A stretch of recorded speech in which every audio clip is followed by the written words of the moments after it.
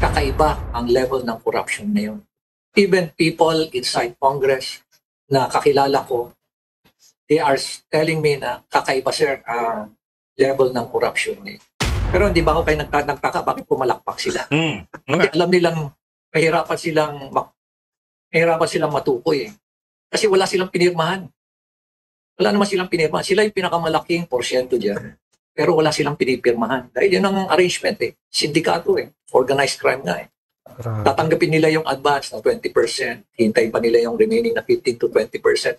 Wala silang pipirmahan. Tatanggap lang sila ng pera. Kaya anong ebidensya mo doon? Magsasalita yung kontrakto. Natuloy po ang bisita ni Ma'am Hanelet noong Miyerkules ng isang linggo. Pero hindi po natuloy ang kanyang bisita noong araw ng Biyernes, Lunes, Martes, at sa tingin ko hindi rin matutuloy ang bisita ngayong araw ng Miyerkules.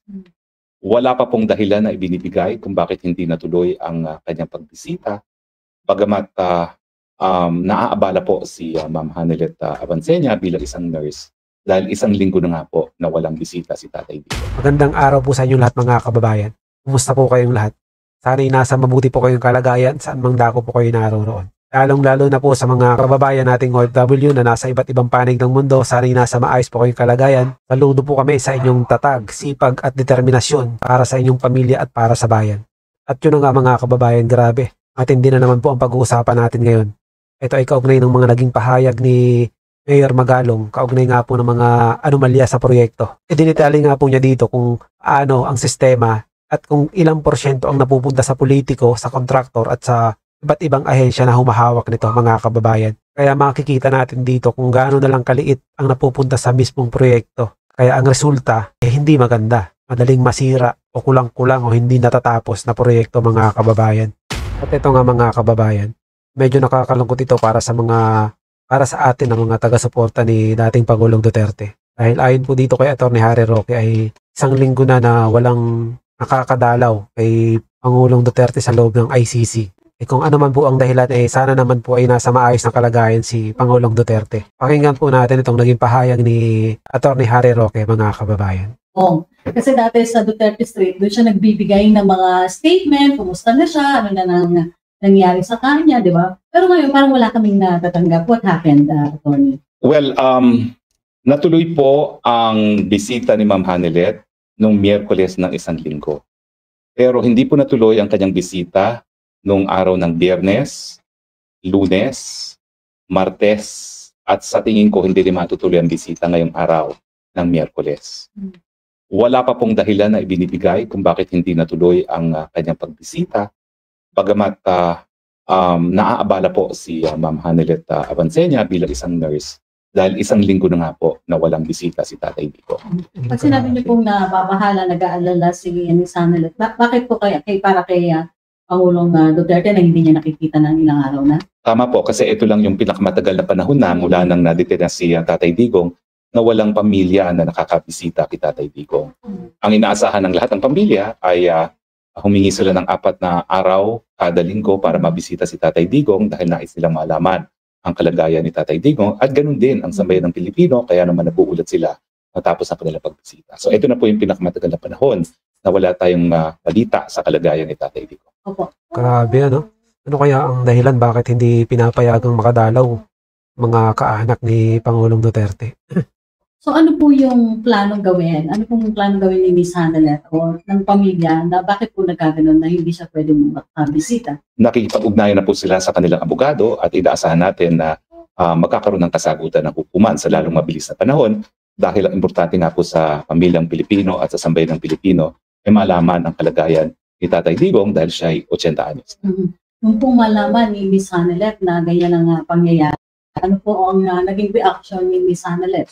Siyempre po, matinding kalungkutan, no? At inaasahan talaga niya na makakabisita siya matapos yung Miyerkules. Huwebes, walang dalaw. So excited siya. Extremely frustrated ang malaman niya na pagpunta niya dun sa detention facility na hindi siya makakadalaw.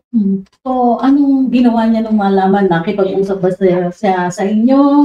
Para sabihin na bakit ano nangyari? Anong ginawa niya? Sa totoo lang po, nawala siya ng mahigit 24 oras. At usap-usapan nga ng mga Pilipino kung dapat na ba kami gawin kasi mahigit 24 oras, walang kahit anong komunikasyon na tinatanggap si Ms. Hanelet Abancenian.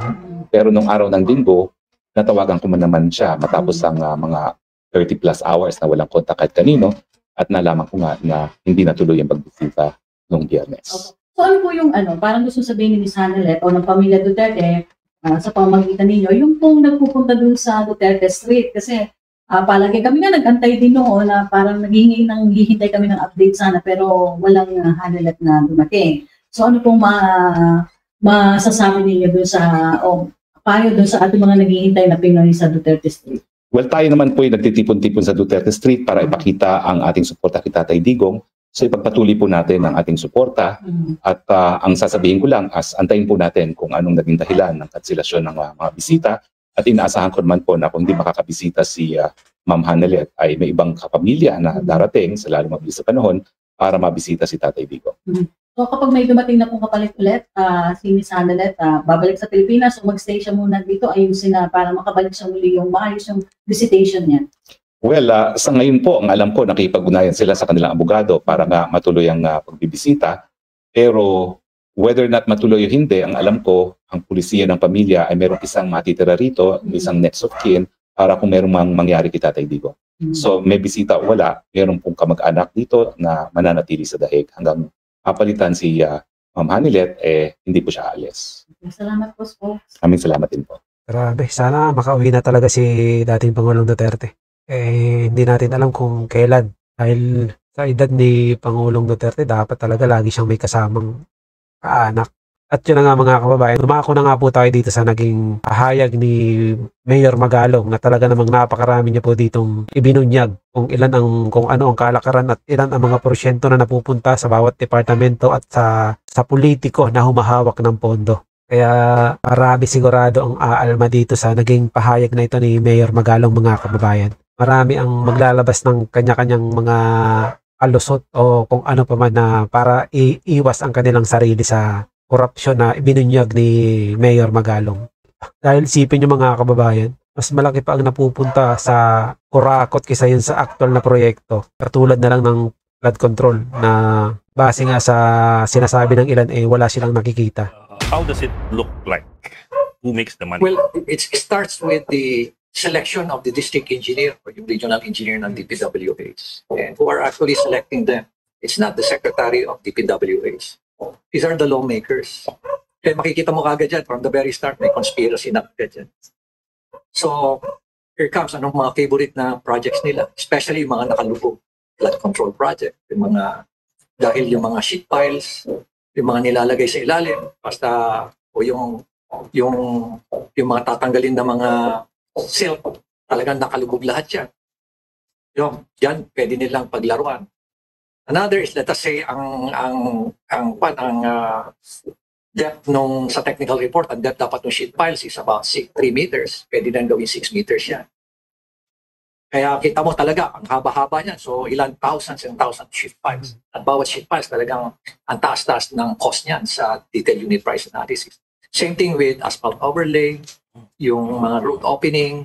Yun ang mga gustong-gusto nilang mga project kasi talagang pwede nilang itaas yung cost niya sa detailed unit price analysis. Same thing with the cat's eye, yung mga safety barriers, yung mga solar lights. Yan, paborito nila yung solar lights na yan. So, kung titingnan mo, based dun sa nireport sa akin ng isang contractor at mga suppliers, at sa mga resources na rin natin, these are organic personnel. Usually, ang kinukuha ng mga politiko, mga lawmakers, is around 35 to 40. Yan. Standard yan. Lalo-lalo na kung kanila yung pork barrel fund. Sir, 35 to 40. Grabe, no? Kaya pala yung mga kalsada saka flood control project, wala pang tubig, sira na. Tapos yung kalsada, paborito nilang gawin yung mga maayos. Tapos yung mga sira-sira, yun yung hindi nila ginagawa. Kaya inama na. 40%, you mean? Yes, 35 to 40. So sabihin na lang natin na average, 25 to 40. So average na lang is 30 kinuha. Kasama na dyan yung, kukunin pa dyan yung VAT at yung insurance. So VAT is 7%. Tapos yung bond or insurance insurance fund, kanyan 1%. So 8% na yan, 38% na. Kukunin pa nung implementing agency around 12%, 10 to 12%. Usually yan, magre-range yan ng 10 to 15% yung implementing agency. So that is the DPWH. So 12% na lang average. So nakita nyo na siguro 38 plus 12, that's already 50. 50. Hmm. 3%. 3% contingency fund. May contingency fund yan na 3% pa. Tapos may 2% pa yan na kalimutan ko na lang. So around 55% na natanggal. So ang naiwan na lang is 45%. Doon sa 45%, di pa factored in dyan yung profit ng contractor. Assuming na ang contractor may sense of nationalism or patriotism, kukuha lang siya ng 10%. Yung 10% na yan, hindi niya makukuha kagad, hindi niya ma-realize yung profit na yan. Because that will be the retention. So ibig sabihin, kung kinuha niya pa, 45, kinuha niya yung 10%, 35% na lang naiwan for the project, actual cost na gagamitin niya. Actual fund pala for the project. Pero 10% nakukuha niya after 1 year. So most probably, kukuha pa siya dun sa 35%. Assuming nakukuha pa siya ng 35%. Ng 5% sa 35%. Naiwan na lang 30%. So in short, yun na lang naiwan sa project. 30% out of 100%. Hmm. Grabe talaga, no? Kaya madami yung gustong-gustong tumakbo sa tuwing may election dahil talagang instant pera kapag nanalo ka. Pero meron pa rin naman dyan na mga matitino, sigurado. Ang problema yung mas marami ata yung mga mga katulad ng sinasabi nito ni Mayor Magalong. Kaya hindi nakakausad-usad ng ating bansa. But Mayor, there is an open procurement system that the government uses. I'm just wondering, like, how do you get around that? Because there's PhilGips, right? So lahat technically ng projects should go through PhilGips. And before you even get to the bidding stage, marami din po yung dadaanan layers of approval, presumably to ensure transparency. So how do people get around that? Well, tignan nyo na lang yung detailed unit price analysis. For example, yung rack netting, no? Because of yung technical working group ng DPWH comes up with the detailed unit price analysis, stipulating therein lahat ng mga gastos, no? Itemized na gastos sa rack netting project. Lalabas doon, 25,000 pesos per square meter. Pero ang totoong actual cost niyan, pag tinanong mo yung mga private contractors na talagang yan ang business nila, ang cost niyan is about 4,300 pesos. Kaya kita mo kagad yung difference. Times 5. 25 to 4,300 pesos. That's about 21,000 pesos ang difference. Kaya kaya na nilang laruin yun. Kaya na nilang kumuha ng 40,000. Kasi approved naman yung detailed unit price analysis. Grabe mga kababayan. So ibig sabihin, ano yung nag-a-approve? Wala siyang alam tungkol sa ina-approve niya. Hindi niya alam kung ano yung mga presyuhan nun. Hindi niya nakikita kung bakit ang layo dun sa... Siguro naman may idea siya kung halimbawa mag-approve siya ng project. O, bibigay sa kanya. Makikita niya yung presyo. Katulad nung sinasabi ni Mayor Magalong. Kung gano'n na 3 o 4 na ulit yung presyo, hindi ka pa magtataka kung hindi ka kasabwat. Bakit mo i-approve kung nakita mo na gano'n kamahal? Napakasimple naman kung doon pa lang at nakita na mahal, sana hindi na i-approve. Ang problema bakit na-approve? Kung ganun ang nagiging kalakaran. Katulad ng sinasabi ni Mayor Magalong. Nagtatanong lang po tayo dito mga kababayan. So you're saying, Mayor, may collusion not just among the contractors but as well with the bidding agency. Or they Yun. bid it out. It's structural. It's an highly organized crime. Grabe. Meron silang kwan dyan PhD.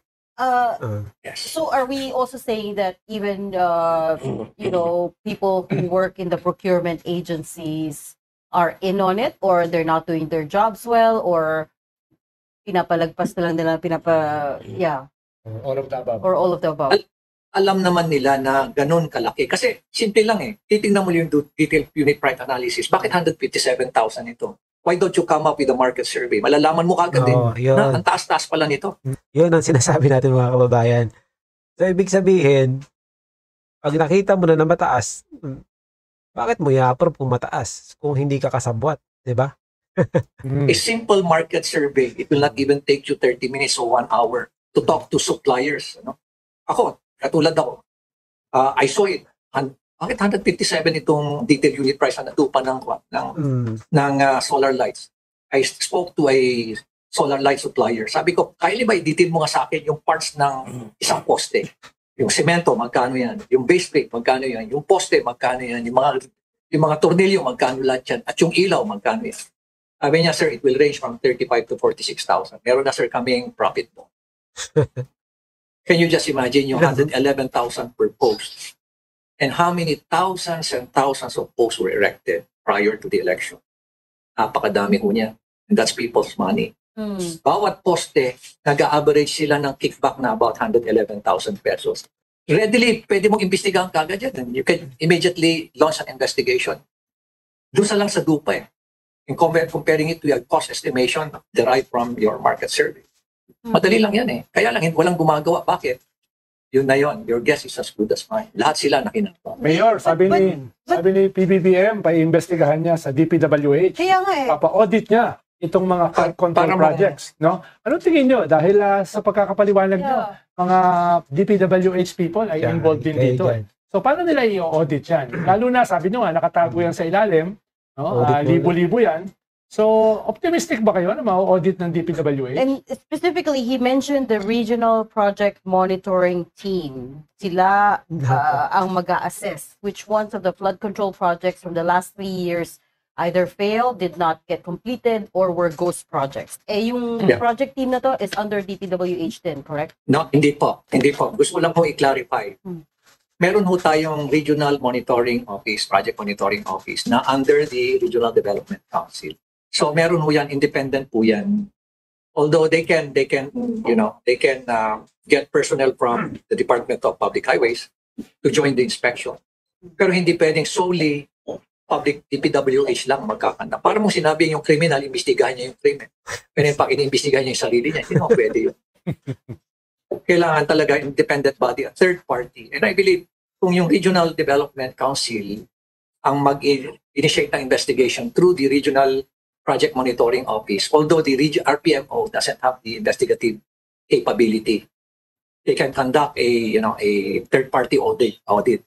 Pero they don't have the investigative capability. Hihingi sila sa NBI, pag meron sila nakita ng mga o kaya sa PNP, pwede na silang humingi ng investigative assistance.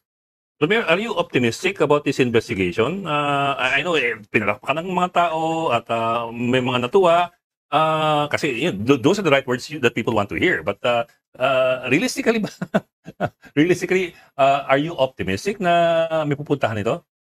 Okay. Sa akin ho, in fairness to the President, ako naman minsan critical ako. Usually critical ako. Pero in fairness to him, maganda yung intention. Pero hindi ba ako kayo nagtataka bakit pumalakpak sila? Hindi alam nilang mahirapan silang matukoy. Kasi wala silang pinirmahan. Wala naman silang pinirmahan. Sila yung pinakamalaking porsyento dyan.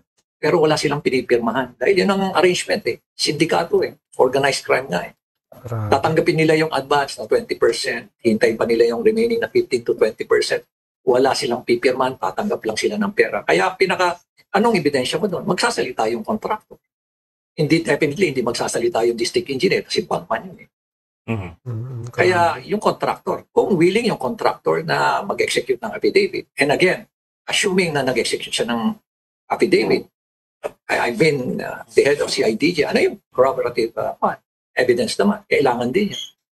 Kaya mahirap, kaya pumapalakpak sila dahil alam nilang mahirapan siguro silang ipinpoint Ganun na lang. Kaya nga sabi ko, height of mockery and callousness yung nakita ko doon kahapon. Grabe mga kababayan, ganun pala yun. So, nakakatanggap sila ng porsyento dahil silang pinipirmahan. Laway lang ang puhunan. Yun ang talagang literal na laway lang ang puhunan. Posisyon lang ang puhunan pala, hindi laway. So it will be hard to pin down to the lawmakers or government officials. It will be hard to connect it to the specific government official. You are absolutely right, Reggie. One thing about the congressmen, they share best practices, especially how to evade the law. May doctorate. Meron silang some of them are already graduate, doctorate degree dyan. Mayor, kayo po dating CIDG chief. Kung kayo imbisigan nyo to, paano nyo gagawin? At paano nyo pa-prosecute? If Well, you had, first thing if you is had you a have free, to- free reign. First is you have to secure all the pieces of evidence, especially the documents. Hmm. Ganun din ang ginawa. When I was in charge of the investigation ng mga NIA project, the first thing that we did was to secure all the documents regarding the project. At isa-isa namin pinag-aralan lahat yun. Doon namin nakita na ang dami palang ghost projects dyan sa NIA. And to think na we're just hitting the tip of the iceberg. The irrigation. Irrigation. Yeah, National Irrigation Administration. For Yan, the viewers. kanyan, you have to exploit the document exploitation tawag doon sa investigation. Sana maimbestigahan ito sa committee ni Senator Marcoleta, mga kababayan. Yung mga anomalya sa flood control at sa iba pa na talaga namang grabe at hinahanap ng mga tao. Pero sir, yung mahirap dito, sabi nga ninyo, wala namang pinirmahan yung mga pinakamalaking kinita. So, how do you proceed from there? Kailangan mo talaga kumbinsihin yung mga contractors to testify. Tumestigo. Yes, talagang testimony. And you have to, reduce it into writing. Affidavit. Kailangan mo yung affidavit. And threaten them And na kung sila meron naman, maipit. kailangan lang talaga, a set of pieces of evidence that would, sabi natin, that would reasonably indicate that there's a collusion, conspiracy, yun na importante dito. Ang problema, sa ibig sabihin, may kinalaman din yun. Paano magbibigay ng ng pahayag yun kung meron din siyang kinalaman? Di malamang tatahimik na lang yun. There are some people who say they feel like corruption has gotten worse under this administration. Ikaw, Mayor, you've been looking at corruption in government projects for a long time. What do you think? It's something beyond one's imagination. Yun ang description sa akin ng someone in government. Someone who is very quite familiar with the dynamics of corruption. Sila mismo nagsasabing kakaiba. Even I've been invited sa mga iba-ibang mga events as a resource person by several reputable na mga organizations, business organizations. And they themselves mention na kakaiba ang level ng corruption na yun. Even people inside Congress na kakilala ko, they are telling me na kakaiba, sir, ang level ng corruption.